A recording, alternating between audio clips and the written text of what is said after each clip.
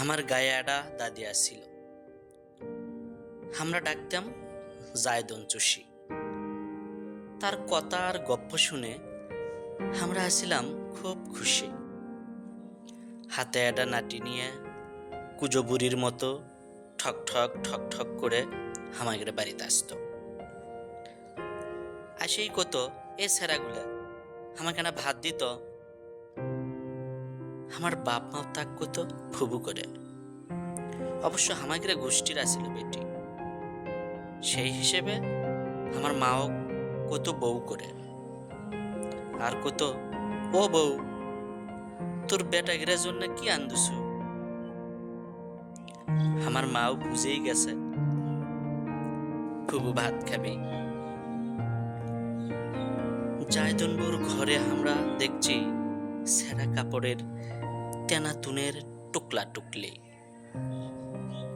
সিন্টের ভাঙা বেড়া দিয়ে কুত্তে বিলেই যাওয়া আসার জন্য কোনো চকিদার আসিল না।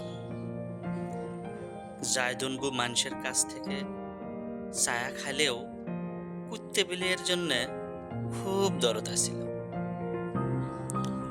জায়দনবুর একটা বিষয় আমি ভুলবের পাই না, সেটা হলো লোকছড়া আর খনার বচন। এত সুন্দর করে লোকছড়াগুলো ছন্দে ছন্দে কত, আহ কি ফাইন লাগতো, খালি শুনবেরই মন চায়।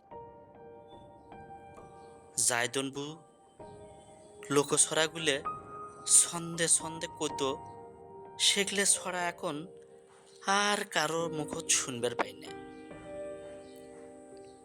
মানুষের মুখত শুনছি জায়দনবু ছোট, সেই সময় ক্লাস 5-এ পড়ছিল। আমি যদি সে সময় জায়দনবুর লোকছড়া আর খনার বচনের দাম বুঝতাম, তাহলে বুর মুখত থেকে শুনে শুনে লেখে থুতাম, আর সেগুলো দিয়ে সম্পাদনা বই বানাতাম।